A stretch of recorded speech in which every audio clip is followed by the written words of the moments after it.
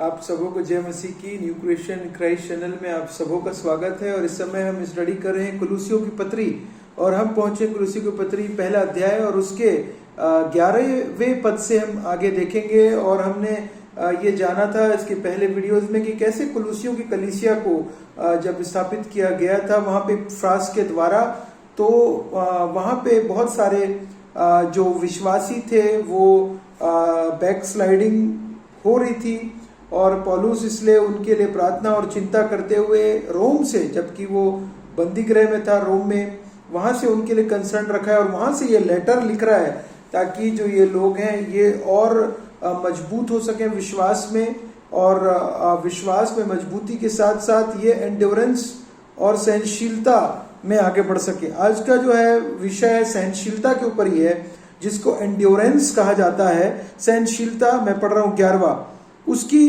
10वां भी पढ़ दे, ताकि तुम्हारी चाल चलन प्रभु की योग्य हो और वह सब प्रकार से प्रसन्न हो और तुम में हर प्रकार के फल, भले कामों का फल लगे और तुम परमेश्वर की पहचान में बढ़ते जाओ। उसकी महिमा की शक्ति के अनुसार सब प्रकार की सामर्थ्य से बलवंत होते जाओ, यहां तक कि आनंद के साथ हर प्रकार से धीरज, आनंद के साथ हर प्रकार से धीरज और सहनशीलता दिखा सको। धीरज और सहनशीलता दिखा सको। ये विश्वासी जीवन में अगर आप देखेंगे कि धीरज और सहनशीलता ये बहुत ही मामूली से वर्ड हैं, लेकिन इसकी मीनिंग बहुत गहरी है। सहनशीलता का मतलब इंग्लिश में होता है एंड्योरेंस, और अगर आप एंड्योरेंस को देखेंगे कि तो बहुत ही गहरी मीनिंग है इसकी, और इसका मतलब है कि आप सहनशीलता अपने प्रॉब्लम के टाइम पे, क्या हम सहनशीलता दिखा सकते हैं? समस्या के टाइम में क्या हम पेशेंस और सहनशीलता दिखा सकते हैं इररिस्पेक्टिव ऑफ द सिचुएशन? बार बार मार खाने के बाद भी, बार बार बंधुआई में जाने के बाद भी, to carry on despite the suffering, का कंटिन्यू आगे बढ़ते रहना, कितना भी सामने रोड़ा क्यों ना है। द एबिलिटी टू विथस्टैंड, खड़े रहना, विथस्टैंड हार्डशिप और एडवर्सिटी, ये चीज में खड़े रहने को ही एंड्योरेंस कहा जाता है। और ये एक मसीही विश्वास की बहुत महत्वपूर्ण कड़ी है।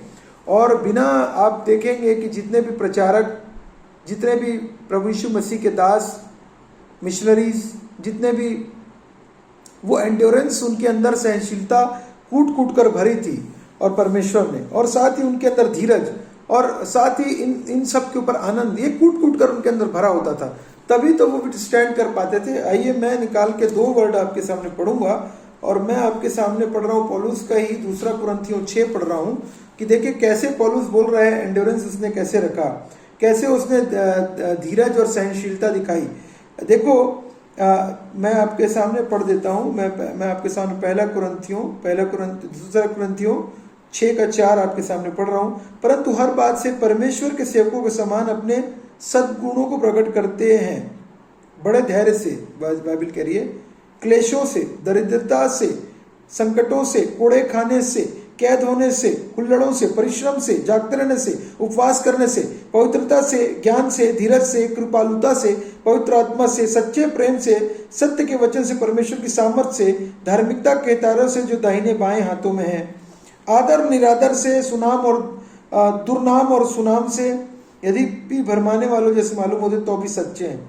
देखिए किस किस एरिया में पौलुस जो है एंड्योरेंस, धीरज रखा हुआ है इतने टेंशन के बीच में। उसी प्रकार से अगर आप निकालें आज के कॉन्टेक्स्ट में बहुत इंपॉर्टेंट पहला पत्रस, उसका 2 अध्याय, और 2 अध्याय उसका 20वां पद मैं आपके सामने पढ़ रहा हूँ। और यदि तुमने अपराध करके घूसे खाए और धीरज धरा तो इसमें क्या बड़ाई की बात है? अपराध करें, मार खाएं, इसमें कोई बड़ाई की बात नहीं, लेकिन बड़ाई की बात किसमें है? पर यदि भला काम करके दुख उठाते हो और धीरज धरते हो तो यह परमेश्वर को भाता है। अच्छा, भला काम करके दुख उठाते हो तो यह परमेश्वर को भाता है, और इसी के लिए तुम बुलाए भी गए हो, बाइबल कह रही है, क्योंकि मसीह भी तुम्हारे लिए दुख उठाकर तुम्हें एक आदर्श दे गया है कि तुम उसके पद चिन्हों पर चलो। प्रभु यीशु मसीह ने टू कैरी किया हमारे क्रॉस को, सफरिंग्स को, टिल डेथ। प्रभु यीशु मसीह ने विथ स्टैंड किया हार्डशिप और एडवर्सिटी के बीच में। उन्होंने आपके और मेरे लिए क्रूस पर चढ़ाए गए, हमारे लिए मारे गए, हमारे लिए गाड़े गए, हमारे लिए जी उठे, फिर से आने वाले हैं। ये एग्जाम्पल तुम्हें एक आदर्श दे गया है। कौन, किसने आदर्श दिया है? हमारा आदर्श कौन है?